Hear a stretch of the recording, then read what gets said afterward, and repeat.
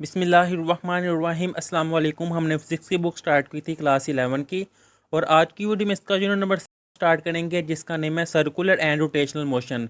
और इस चैप्टर के न्यूमेरिकल इस वीडियो में करेंगे। चैप्टर नंबर 1 2 कंप्लीट कर लिया हुआ था, उन वीडियोज़ का लिंक आपको इस वीडियो के नीचे डिस्क्रिप्शन में मिल जाएगा। चैप्टर नंबर 3 के न्यूमेरिकल करते हैं, जिसका ये न्यूमेरिकल नंबर 1 है, जिसकी स्टेटमेंट है a laser beam is directed from the earth to the moon. कि लेज़र बीम है जो ज़मीन से चांद की तरफ है। The beam spreads over a diameter of 2.50 centimetre at the moon surface. यानी कि जो चांद है इसका डायमीटर वो कह रहा है बीम का वो है 2.50। करेक्शन कर लें, यहाँ पर सेंटीमीटर नहीं आएगा, मीटर आएगा। जब न्यू बुक आई है तो उस पर मीटर लिखा हुआ होगा आपकी बुक पर। अब यहाँ तक पहले मैं डाटा लिख लेता हूँ कि डायमीटर ऑफ बीम जो कि इक्वल है 2.50 मीटर। अब ये मैंने स्पेस की छोड़ी है, वो मैं आपको समझाता हूँ। इससे नेक्स्ट है what is divergence angle of the beam, कि कितना एंगल फैल रहा है, डाइवर्ज कर रहा है, वो मैंने फाइंड करना है।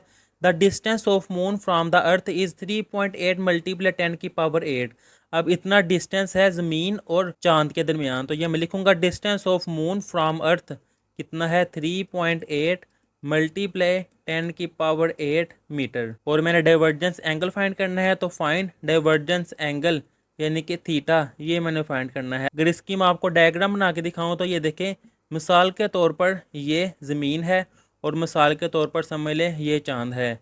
अब यहाँ से बीम जा रही है ज़मीन से चांद की तरफ, यानी कि समझ लें ये बीम है और उसने कहा है डाइवर्ज कर रही है, यानी कि इनके दरमियान कोई एंगल भी है।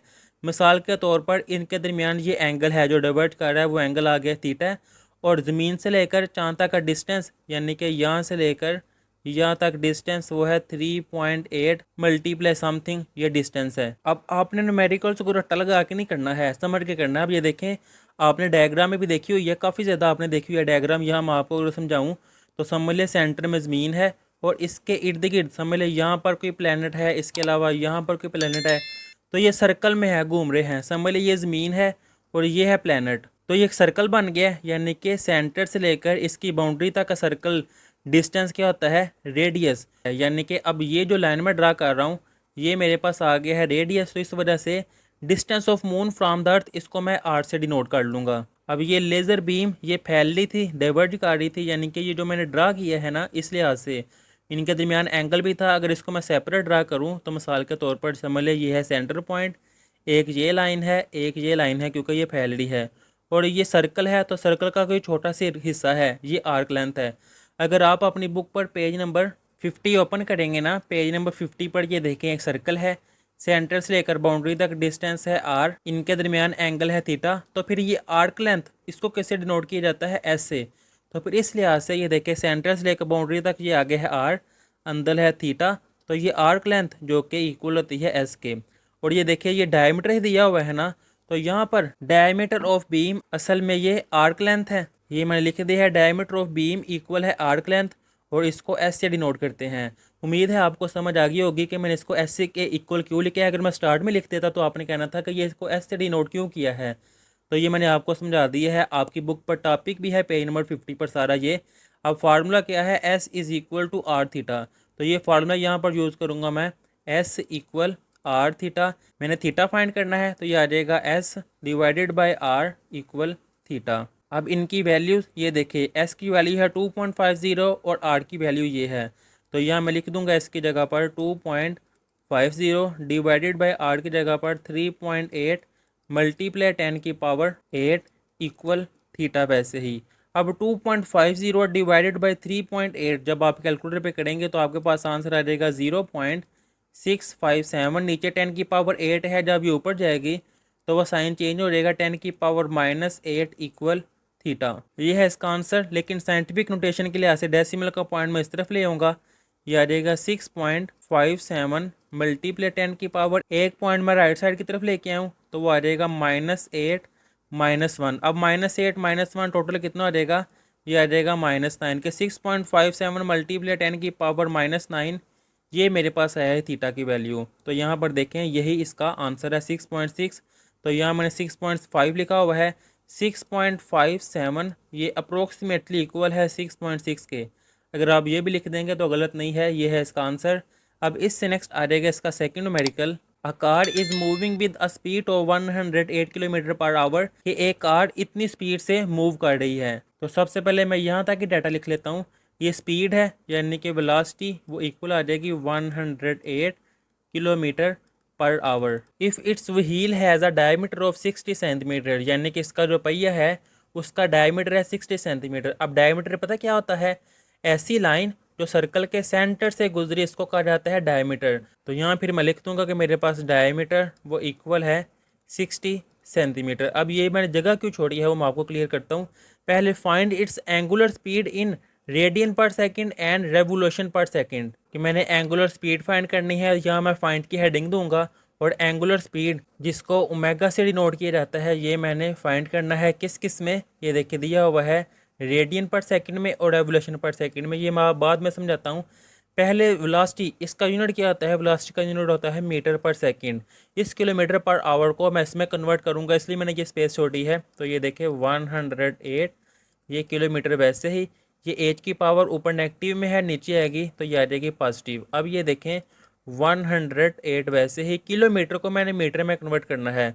तो ये 1 किलोमीटर इक्वल होता है 1000 मीटर। एक घंटा है, इसको मैंने सेकंड में कन्वर्ट करना है। तो एक घंटे में कितने सेकंड होते हैं? 3600 सेकंड। तो ये देखें ये 2 जीरो इन 2 जीरो से कैंसिल, 36 वन टाइम 36 और 36 थ्री टाइम 108 और 3 मल्टीप्लाई 10 ये मेरे पास आ जाएगा 30 मीटर। वैसे ही सेकंड है, अब सेकंड जब ऊपर जाएगा तो वो पावर आ जाएगी माइनस में। वेलोसिटी मैंने फाइंड कर ली है। अब डायमीटर सेंटीमीटर में है, इसको मैंने मीटर में कन्वर्ट करना है। तो मीटर में कन्वर्ट करने के लिए आपको पता है 100 से डिवाइड करते हैं तो सेंटीमीटर मीटर में कन्वर्ट हो जाएगा। यानी कि मेरे पास अब डायमीटर आ गया है 0.6 मीटर। अब इसकी मैं कैलकुलेशन करूँगा कि मैंने ओमेगा फाइंड करना है। और आपकी बुक पर पेज नंबर ये देखें 52 पर ये फार्मूला लिखा हुआ है V equal R omega. Formula यहाँ मैं लिखूंगा V इक्वल आर ओमेगा। मैंने ओमेगा फाइंड करना है V divided by R equal omega. वैसे ही अब ये देखें रेडियस, रेडियस मेरे पास नहीं दिया हुआ है। ये कॉन्सेप्ट इसलिए मैंने ये आपको बताया था कि ऐसी लाइन जो सर्कल के सेंटर से गुजरे वो क्या होता है? डायमीटर। अब रेडियस क्या होता है? सर्कल के सेंटर से लेकर उसकी बाउंड्री तक का डिस्टेंस वो रेडियस होता है। तो इससे मुझे ये आइडिया हुआ कि अगर मैं डायमीटर को हाफ करूँगा तो मेरे पास रेडियस आ जाएगा। तो इस लिहाज से यहाँ मैं लिखूँगा कि रेडियस वो इक्वल है डायमीटर डिवाइडेड बाय 2, यानी कि डायमीटर का हाफ वो रेडियस होता है। तो आर इक्वल डायमीटर क्या है? 0.6 डिवाइडेड बाय 2 और यह मीटर। वैसे ही जब डिवाइड करूँगा तो आर आ जाएगा 0.3 मीटर। ये वैल्यू यहाँ मैं यूज़ कर लूँगा आर की जगह पर 0.3 और v की वैल्यू ये है 30 मीटर पर सेकंड, वो मैं यहाँ लिख लूँगा 30 इक्वल ओमेगा। वैसे ही जब मैं इसको डिवाइड करूँगा तो मेरे पास आंसर आ जाएगा 100 और इसका यूनिट होता है रेडियन पर सेकंड। ये आ गया इसका आंसर। अब ये देखें स्टेटमेंट उसने कहा था रेडियन पर सेकंड में फाइंड करे और रेवोल्यूशन पर सेकंड में। तो रेडियन पर सेकंड में ये तो इसका आंसर आ गया है। अब रेवोल्यूशन क्या होती है? अब ये देखें एक सर्कल, अब ये एक्स एक्सिस है और ये वाई एक्सिस है। एज्यूम कर लेता हूँ मैं यहाँ से चलना स्टार्ट हुआ हूँ तो एक कंप्लीट राउंड को यानी कि एक सर्कल को कहा जाता है एक रेवोल्यूशन, यानी कि 1 रेवोल्यूशन वो इक्वल है सर्कल के। अब ये देखें सर्कल ये है 0, ये है 90, 180, 270 और ये है 360। अब डिग्री में है ना, रेडियन में कन्वर्ट करूँगा तो ये आ जाएगा 2 पाई, यानी कि एक रेवोल्यूशन वो इक्वल है 2 पाई रेडियन के। मैंने रेडियन को रेवोल्यूशन में कन्वर्ट करना है।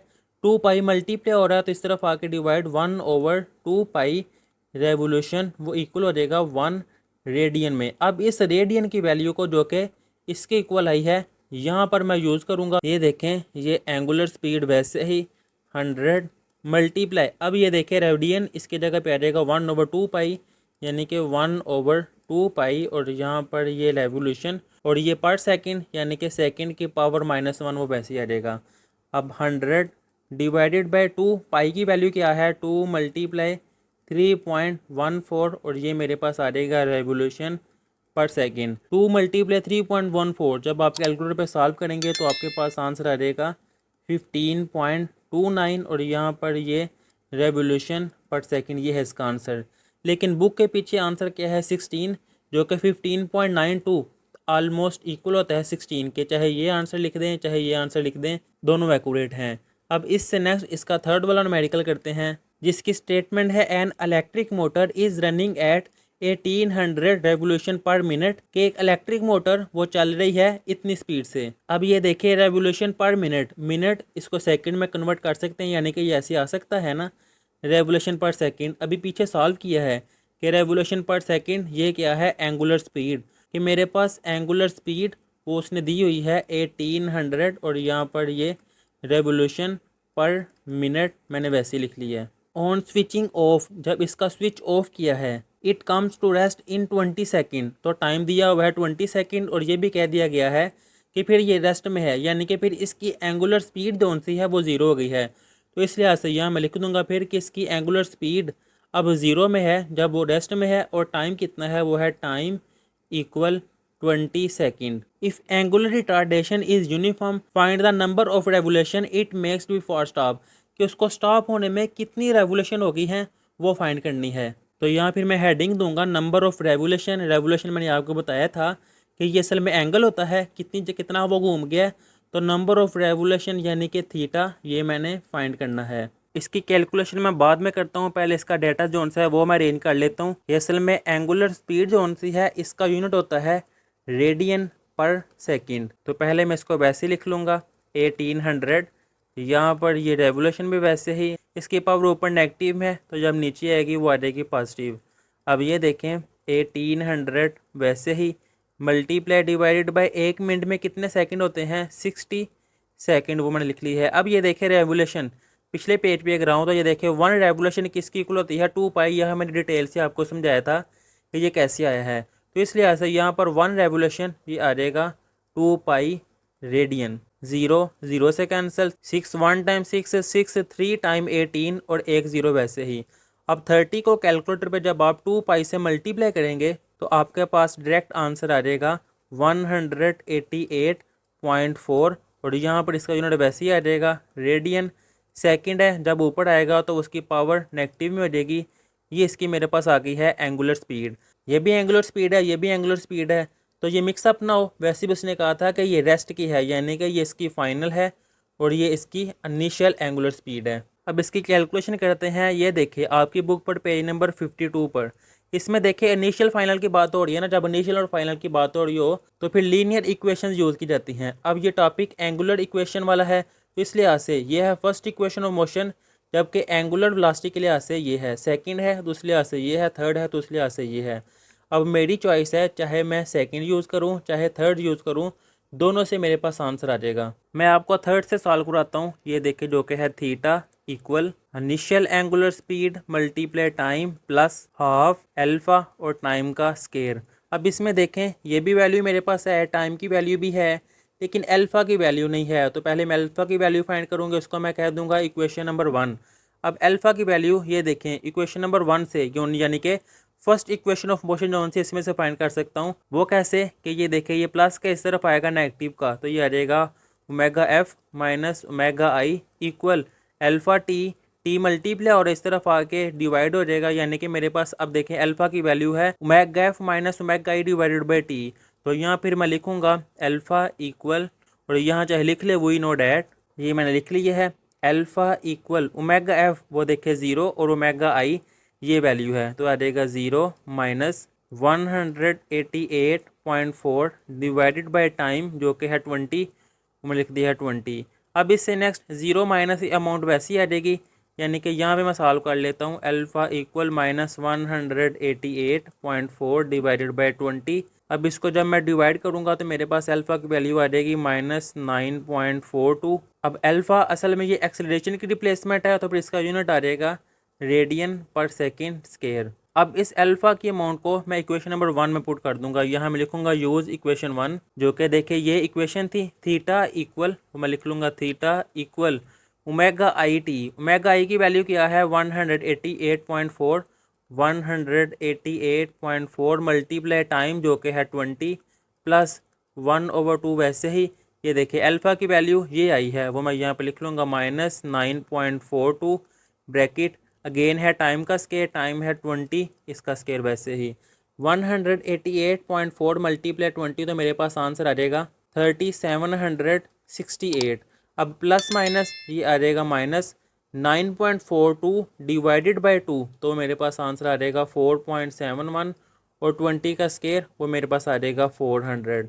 अब ये अमाउंट वैसे ही 3768 माइनस 4.71 मल्टीप्लाई 400, तो मेरे पास आंसर आ जाएगा 1884।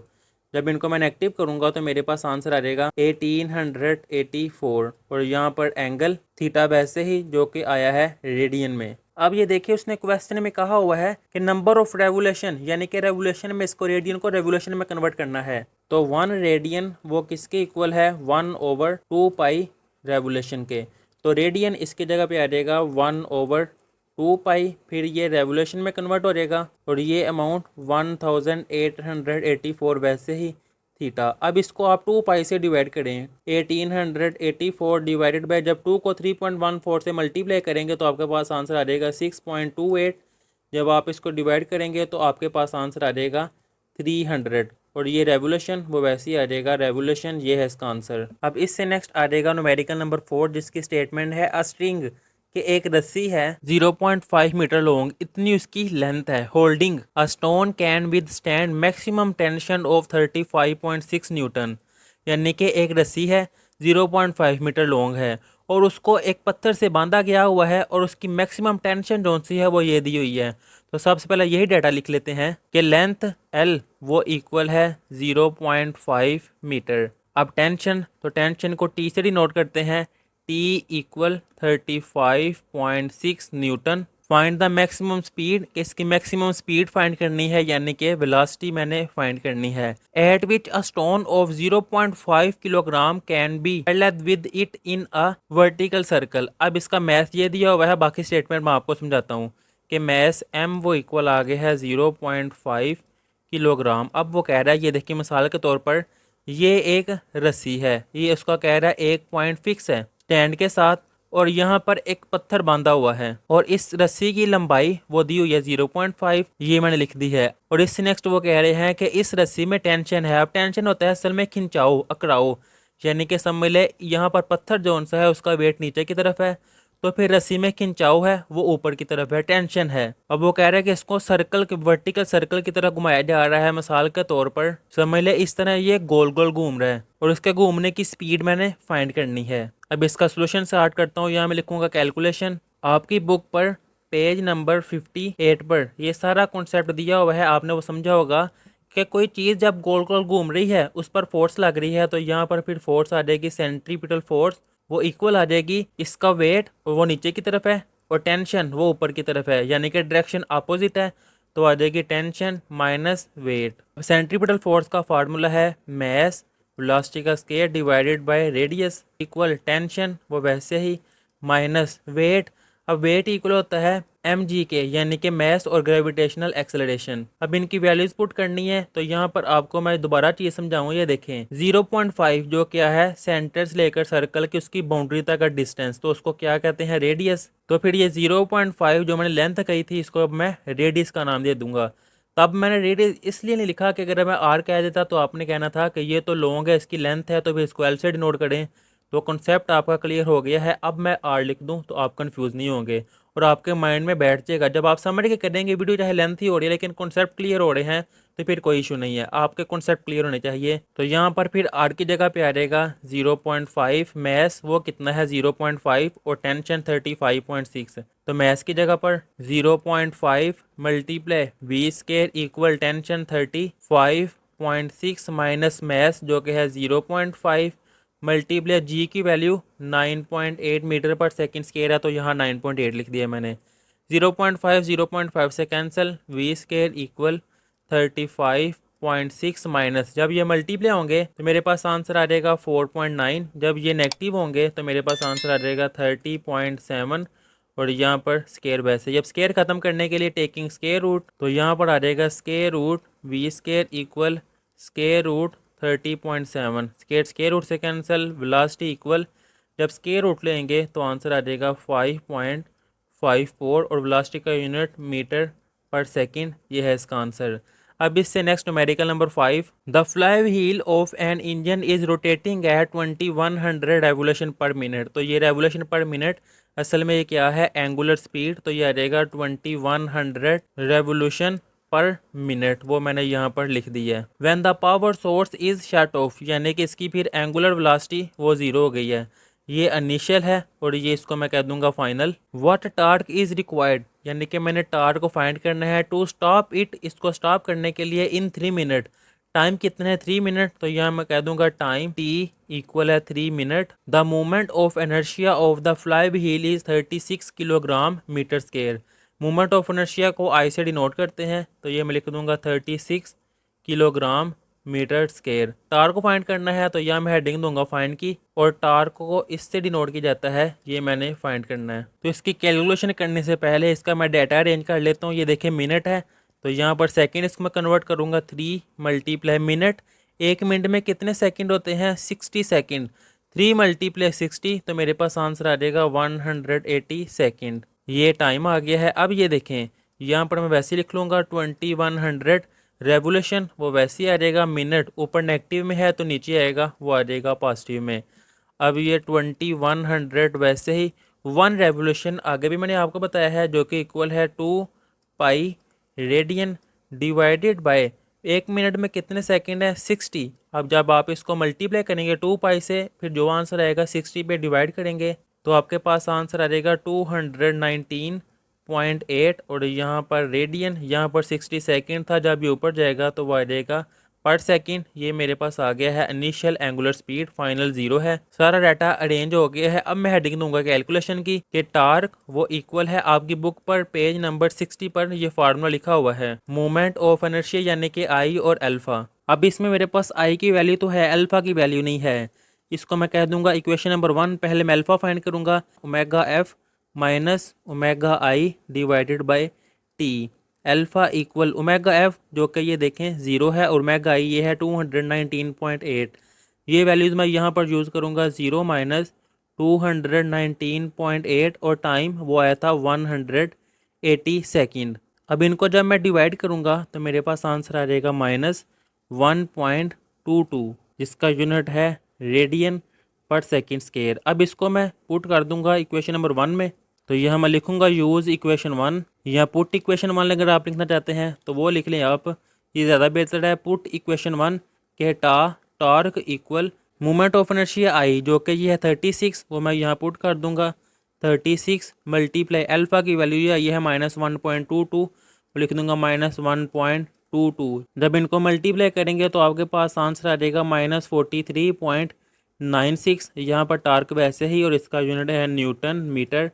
ये है इसका आंसर। अब इससे नेक्स्ट न्यूमेरिकल नंबर 6, कि what is the moment of inertia, कि मैंने मोमेंट ऑफ इनर्शिया यानी कि आई ये फाइंड करना है, ऑफ 200 किलोग्राम, यानी कि मैस मेरे पास दिया हुआ है 200 kilogram. Sphere whose diameter is 60 centimetre, और डायमीटर वो इक्वल है 60 सेंटीमीटर। अब ये आंसर यहाँ पर गलत लिखा हुआ है, असल में यहाँ पर आंसर आता है 7.2, और ये किलोग्राम मीटर स्क्वायर वैसे ही बुक पर आपकी यही लिखा होगा। अब ये देखें डायमीटर सेंटीमीटर में है, इसको मैं मीटर में कन्वर्ट कर दूंगा, उसके लिए 60 डिवाइडेड बाय 100, तो सेंटीमीटर मीटर में कन्वर्ट हो जाएगा। यानी कि अब मेरे पास डायमीटर इक्वल आ जाएगा डिवाइड होके 0.6 मीटर। क्या मैंने फाइंड करना है, मोमेंट ऑफ इनर्शिया यानी कि आई, ये मैंने फाइंड करना है। अब इसकी कैलकुलेशन के moment of inertia of sphere, ये देखें स्फीयर का कहना उसने, तो स्फीयर का मोमेंट ऑफ इनर्शिया का फार्मूला आपको याद रखना पड़ेगा, जो कि है I equal 2 divided by 5 M R square. अब ये 2 डिवाइडेड बाय 5 वैसे ही एम, जो कि है 200, वो वैसे ही आ जाएगा 200 आर। अब आगे भी यूज़ किया था, अगर सर्कल है सेंटर से लेकर बाउंड्री तक का फासला रेडियस होता है, और ऐसी लाइन जो सेंटर से पास करे वो होती है डायमीटर। और यहाँ पर डायमीटर दिया हुआ है, मैंने क्या फाइंड करना है, रेडियस। तो यहाँ पर साइड में मैं ये भी आपको सॉल्व करके दिखा देता हूँ, कि रेडियस वो इक्वल है diameter divided by 2। Radius diameter क्या है 0.6 मीटर डिवाइडेड बाय 2, तो रेडियस आ जाएगा 0.3 मीटर। तो इस वैल्यू को यहाँ मैं पुट करूँगा 0.3 का स्केयर। अब 2/5 जब कैलकुलेटर पे करेंगे वो आ जाएगा 0.4, चाहे आप यहाँ पर कटिंग कर लें। ये 200 वैसे ही 0.3 का स्केयर है 0.09। इन तीनों को जब मैं मल्टीप्लाई करूँगा तो मेरे पास आंसर आ जाएगा 7.2 और मोमेंट ऑफ इनर्शिया का यूनिट किलोग्राम मीटर स्क्वायर, ये है इसका आंसर। अब इससे नेक्स्ट इसका numerical number 7, a satellite is orbiting the earth at an altitude. Altitude होती है इसकी हाइट ऑफ 200 किलोमीटर, यानी कि गिवन डाटा हाइट वो इक्वल है 200 kilometre. Assuming the earth radius is 6400 kilometre. ये तो आपको वैसे भी याद रखना चाहिए, ऑब्जेक्टिव भी आ सकती है और टॉपिक में भी किया था कि अर्थ का रेडियस, अब ये देखें अर्थ के रेडियस को कैपिटल आर से डिनोट करते हैं और ऑर्बिट का रेडियस उसको स्मॉल आर से। तो यहाँ मैं कैपिटल आर अर्थ का रेडियस वो आ जाएगा 6400 किलोमीटर। अगर यहाँ मैं डायग्राम से ड्रा करूँ तो ये देखें, ये अगर अर्थ है तो सेंटर से बाउंड्री तक इसका रेडियस ये आर आ गया है। Calculate the orbital speed of the satellite, के ऑर्बिटल स्पीड फाइंड करनी है, या मैं फाइंड की हेडिंग दूंगा और ऑर्बिटल स्पीड उसको मैंने वी से डिनोट किया है, आप वी नॉट भी लिख सकते हैं कि ऑर्बिटल स्पीड वी ये मैंने फाइंड करनी है। और इसका फार्मूला यहाँ मैं कैलकुलेशन की हेडिंग दूंगा, पेज नंबर 57 पर ये फार्मूला लिखा हुआ है, V equal square root G M divided by R. अब यहाँ पर कैपिटल आर नहीं है, स्मॉल आर आएगा, वो मैं आपको बाद में भी सारा समझाता हूँ। यहाँ पर जी की वैल्यू वो मुझे याद रखनी पड़नी है कि जी की वैल्यू इक्वल है 6.67 मल्टीप्लाई 10 की पावर -11 न्यूटन मीटर स्क्वायर और किलोग्राम पर स्क्वायर। और कैपिटल एम यानी कि मैस ऑफ अर्थ वो है 6 मल्टीप्लाई 10 की पावर 24 किलोग्राम। अब मेरे पास एम की वैल्यू भी है, जी की भी, और आर रेडियस ऑफ अर्थ की भी है। यहाँ पर ऑर्बिट है, रेडियस ऑफ ऑर्बिट उसको स्मॉल आर से डिनोट करते हैं, या इसको मैं कह दूंगा इक्वेशन नंबर 1। पहले मैं आर की वैल्यू फाइंड करूंगा। अब आर वो इक्वल है radius of earth plus altitude यानी कि हाइट, जिसको ऐसे डिनोट करते हैं। यहाँ अगर मैंने ये डायग्राम ड्रा की थी ना, ये रेडियस ऑफ अर्थ है और ये समझ ले ऑर्बिट है। अब यहाँ से लेकर इसकी हाइट है 8, तो सेंटर से लेकर इस ऑर्बिट तक इसको कहा जाता है आर। तो आर प्लस 8 वो आ जाएगा आर। तो इस लिहाज से यहाँ मैं वैल्यू पुट करूँगा, आर इक्वल इसकी वैल्यू आ जाएगी 6400 प्लस 200, तो आर इक्वल 6600 किलोमीटर है, ये भी किलोमीटर है तो ये आ जाएगा किलोमीटर। ये देख ले आपके सामने है, ये भी किलोमीटर ये भी किलोमीटर, तो किलोमीटर में आ जाएगा। इस किलोमीटर को मैंने मीटर में कन्वर्ट करना है, तो ये देखिए 6600 मल्टीप्लाई 1 किलोमीटर वो इक्वल होता है 1000 मीटर के। लेकिन यहाँ मैं लिख लूँगा 10 की पावर 3 मीटर, क्योंकि अमाउंट काफ़ी लेंथी हो जानी थी। ये आ जाएगा 10 की पावर 3 मीटर। इसको भी मैं साइंटिफिक नोटेशन में कन्वर्ट कर लूँगा कि आर इक्वल 6.6 मल्टीप्लाई 10 की पावर 3। वैसे ही ये देखें जहाँ पर डेसिमल का पॉइंट नहीं होता लास्ट पे होता है, तो 1 2 3 3 पॉइंट मैं लेफ्ट साइड पे गया हूँ। इसका मीनिंग है कि पावर जोन सी है उसमें 3 ऐड हो जाना है 10 की पावर। तो आर इक्वल 6.6 मल्टीप्लाई 10 की पावर 6 और मीटर वैसे ही। अब इसको मैं पुट कर दूंगा इक्वेशन नंबर 1 में। उसके लिए मैं लिखूंगा पुट इन इक्वेशन 1। ये देखिए मैंने लिखा है और यहाँ पर मैंने वैल्यू पुट की है। ये देखिए जी था ना, तो जी की वैल्यू ये है, एम की वैल्यू ये है और आर की वैल्यू ये है। इन तीनों वैल्यूज़ को यहाँ मैंने पुट किया है, तो सिंपल मेरे पास ये आया है। अब इसको सॉल्व कैसे करना है, यानी कि इसकी कैलकुलेशन वो बच्चे गलत कर देते हैं, इसलिए वो इसका आंसर डायरेक्ट याद कर लेते हैं। याद करने के बजाय आप समझ के करें। ये देखें 6.67 मल्टीप्लाई 6 जब कैलकुलेटर पे करेंगे तो आपके पास आंसर आ जाएगा 40.02 मल्टीप्लाई 10 की पावर, ये देखें 10 की पावर -11, ये है 10 की पावर 24, तो प्लस 24, और ये 10 की पावर 6 नीचे प्लस है ऊपर आ जाएगी। ये मैं 10 की पावर इकट्ठी कर रहा हूँ, तो ये आ जाएगा 10 की पावर -6 और नीचे 6.6 वैसे ही। ये इसलिए कुछ स्टेप में बढ़ा रहा हूँ कि आपको समझ आ जाए। अब 40.02 को जब आप 6.6 से डिवाइड करेंगे तो आपके पास आंसर आ जाएगा 6.06 मल्टीप्लाई 10 की पावर, ये देखें -11 प्लस 24 -6, तो वो आ जाएगा 7। अब अगर इनको मैं सेपरेट करूँ तो कैलकुलेटर हुआ तो मैं 6.06 की वैल्यू ले सकता हूँ, लेकिन स्क्वायर रूट 10 की पावर 7, ये देखें 10 की पावर 7 स्क्वायर रूट किसकी इक्वल होता है 1/2 के, तो वो आ जाएगा 7/2 के। 7 1 टाइम 7 यानी कि आ जाएगा 10 की पावर 7/2। तो इस तरह करने की बजाय अगर इसको मैं साइंटिफिक नोटेशन में ज़रा और सॉल्व कर लूँ, यानी कि इसको मैं ज़रा ऐसे कर लूँ कि 60.6, इस एक पॉइंट को मैं राइट साइड की तरफ ले गया हूँ। तो जब राइट साइड की तरफ जाते हैं तो पावर नेगेटिव होती है कि 7 - 1, तो फिर ये आ जाएगा 6। अब इस तरह करने से मुझे ये फ़ायदा हुआ है, ये देखिए इनको मैंने सेपरेट कर दिया है, 60.6 का स्क्वायर रूट सेपरेट और यहाँ पर 10 की पावर 6 का सेपरेट। अब इसका जब मैं स्क्वायर रूट लूँगा तो मेरे पास आंसर आ जाएगा 7.78 मल्टीप्लाई, अब ये देखिए 10⁶ स्क्वायर रूट होता है 1/2 कि 2 3 टाइम्स 6, तो ये आ जाएगा 10⁻3। अब ये वेलोसिटी है तो इसका यूनिट आ जाएगा मीटर पर सेकेंड, लेकिन उसने कहा हुआ है किलोमीटर में कन्वर्ट करें, ये भी इसका आंसर है। लेकिन अगर v इक्वल 7.78, अब ये 10⁻3 है, तो ये मैं अगर आपको दिखाऊं तो ये देखिए 10⁻3 क्या है, किलोमीटर, तो इस लिहाज से फिर यहाँ पे आ जाएगा किलोमीटर पर सेकंड, वैसे ही ये है इसका आंसर। अब इससे नेक्स्ट है numerical number 8। A space station has a radius of 20 metre and rotates at an angular velocity of 0.5 radius second. ये देखिए रेडियस भी दिया हुआ है जो कि है 20 मीटर, और एंगुलर वेलोसिटी भी दी हुई है कि ओमेगा वो इक्वल है 0.5 रेडियन पर second. What is the artificial gravity experience by the astronauts on the space station, यानी कि आर्टिफिशियल ग्रेविटी मैंने फाइंड करनी है। फाइंड आर्टिफिशियल ग्रेविटी जो कि जी, और यहाँ मैं ए छोटा सा लगा दूंगा कि ये आर्टिफिशियल ग्रेविटी है, ये मैंने फाइंड करनी है। अब ये देखें आपकी बुक पर पेज नंबर 59 पर ये टॉपिक है जिसमें ये लिखा हुआ है कि एंगुलर एक्सेलरेशन वो इक्वल है आर और ओमेगा का स्क्वायर, और एंगुलर एक्सेलरेशन असल में ये ग्रेविटी ही है। आपने पढ़ा था कि ए जोन से है वो एक्सेलरेशन है और जी जोन से है वो ग्रेविटेशनल एक्सेलरेशन है। तो फिर इस लिहाज से अगर मैंने ये फार्मूला यूज़ करना है तो यहाँ मैं लिखूँगा फिर जी इक्वल आर ओमेगा का स्क्वायर। अब जी आर्टिफिशियल ग्रेविटी, वैसे ही आर। अब ये देखें मैंने स्मॉल आर लिखा है, चाहे आप कैपिटल आर लिख दें चाहे स्मॉल आर, अगर आपने यहाँ पर स्मॉल आर लिखना है तो फिर यहाँ पर भी स्मॉल आर कर लें।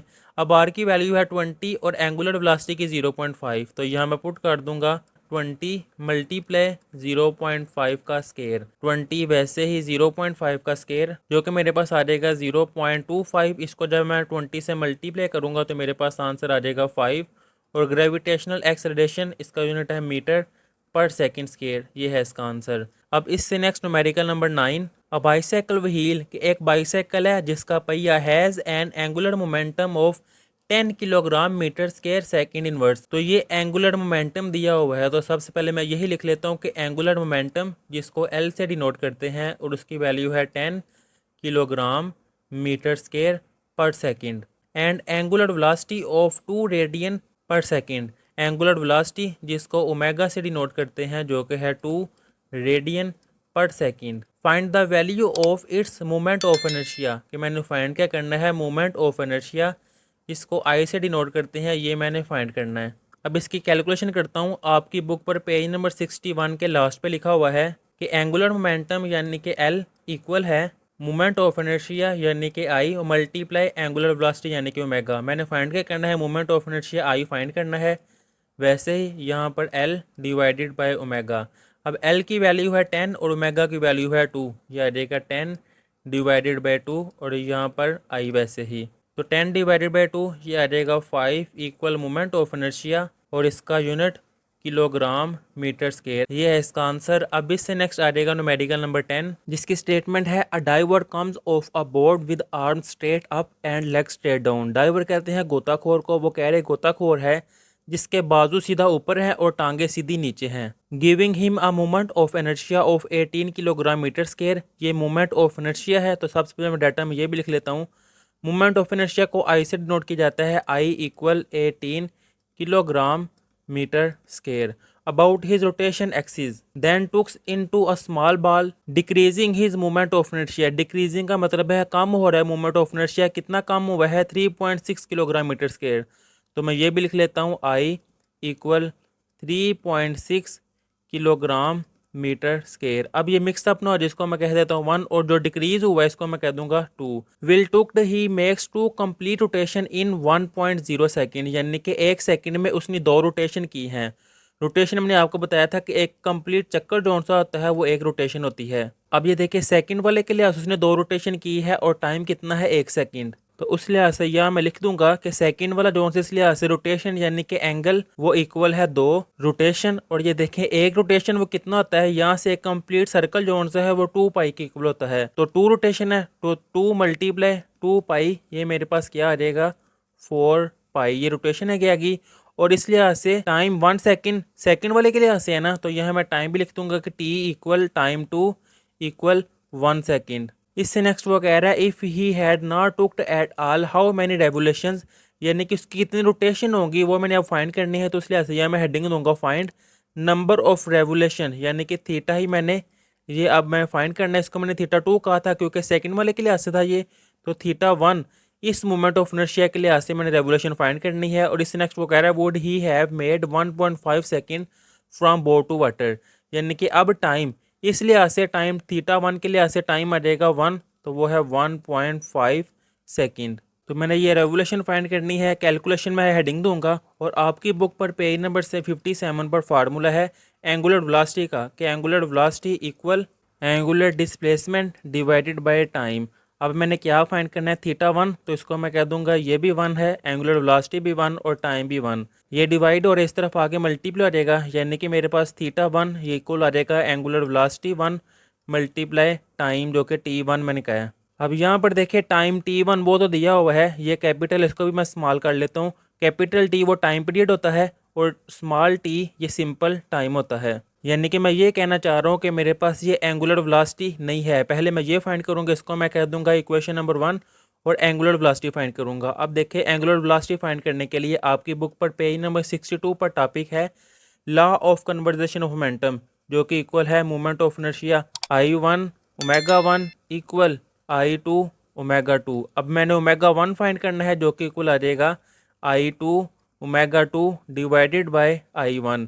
फिर ही मेरे पास ओमेगा 1 की वैल्यू आएगी। इस फार्मूले वैल्यू पुट करूंगा। अब ये फार्मूला मैं क्यों नहीं यूज़ कर रहा अभी, ये देखें मेरे पास I2 और I1 ये दोनों मेरे पास है लेकिन ओमेगा 2 नहीं है। तो सबसे पहले मैं ओमेगा 2 फाइंड करूंगा, फिर इसमें मैं पुट करके ओमेगा 1 फाइंड करूंगा। तो सबसे पहले मैं हेडिंग दूंगा फॉर ओमेगा 2 कि मैं पहले ओमेगा 2 ये फाइंड करने लगा हूँ। तो उसके लिए यही फार्मूला सिंपल यहाँ पे आ जाएगा omega 2 equal theta 2 divided by time 2। अब इसमें वैल्यू पुट कर दूंगा। ये देखिए थीटा 2 वो क्या है 4 पाई और टाइम 1 है, तो ये मेरे पास आ जाएगा 4 पाई डिवाइडेड बाय 1। तो सिंपल मेरे पास एंगुलर वेलोसिटी सेकंड वो मेरे पास आ गई है 4 पाई और इसका यूनिट वो होता है रेडियन पर सेकेंड। अब इसको सिंपल मैं इस फार्मूले में पुट कर दूंगा। तो ये देखिए पहले मैं फार्मूले वैसे लिख लेता हूँ और यहाँ पर आप चाहे लिख दें फॉर ओमेगा 1 कि मैं अब ये फाइंड करने लगा। लॉ ऑफ कन्वर्जेशन मोमेंटम का मैंने यूज़ किया है। ओमेगा 1 इक्वल I2 की वैल्यू क्या है ये देखें 3.6, I1 की है 18 और ओमेगा 2 की 4 पाई। इनको मैं यहाँ पर पुट कर दूंगा। I2 की थी 3.6 18 मल्टीप्लाई 4 पाई, तो 3.6 मल्टीप्लाई 4 पाई ये मेरे पास आ जाएगा 14.4 पाई डिवाइडेड बाय 18। जब मैं इनको डिवाइड करूँगा मेरे पास आंसर आ जाएगा 0.8 पाई। वैसे ही ओमेगा 1 इसका यूनिट क्या है वही रेडियन पर सेकेंड। अब यहाँ पर ये ओमेगा 1 की मेरे पास जो वैल्यू आएगी है ना, इसको मैं पुट कर दूंगा इक्वेशन नंबर 1 में। तो यहाँ मैं लिखूंगा पुट इन इक्वेशन 1, ये मैंने लिख दिया है। अब इक्वेशन 1 ये है, यहाँ मैं लिखूंगा theta 1 equal omega 1 multiply time 1। अब इनकी वैल्यू ओमेगा 1 की वैल्यू है 0.8 पाई रेडियन पर सेकेंड और टाइम वो गिवन डाटा में दिया हुआ है, ये देखें 1.5 सेकेंड। इसको यहाँ मैं पुट कर दूंगा मल्टीप्लाई 1.5 सेकेंड। तो ये देखिए 0.8 मल्टीप्लाई 1.5 ये मेरे पास आ जाएगा 1.2। ये पाई वैसे ही आ जाएगा, रेडियन भी वैसे ही। अब ये सेकंड के पावर -1 है और यहाँ पर है +1, तो ये आपस में कट जाएंगे तो यहाँ पर सेकंड फिर नहीं आएगा। यानी कि थीटा 1 ये मेरे पास आया है 1.2 पाई रेडियन में। लेकिन उसने डाटा में क्या कहा हुआ है कि रेवोल्यूशन की तादाद फाइंड करें, रेवोल्यूशन में फाइंड करना है। तो फिर इस लिहाज से कितने न्यूमेरिकल में भी यूज़ किया है कि 1.2 पाई रेडियन को जब रेवोल्यूशन में कन्वर्ट करते हैं तो 1/2 पाई से डिवाइड कर दिया जाता है और ये रेवोल्यूशन में कन्वर्ट हो जाता है। तो ये देखिए ये पाई इस पाई से कैंसिल, 1.2 डिवाइडेड बाई 2 तो ये मेरे पास आ जाएगा 0.6 और साथ इसके आ जाएगा रेवोल्यूशन। ये मेरा थीटा 1 नंबर ऑफ रेवोल्यूशन है 0.6, ये आगे इसका आंसर। और यहाँ पर चैप्टर 3 के न्यूमेरिकल भी कंप्लीट कर लिए हुए हैं। अल्लाह हाफिज़।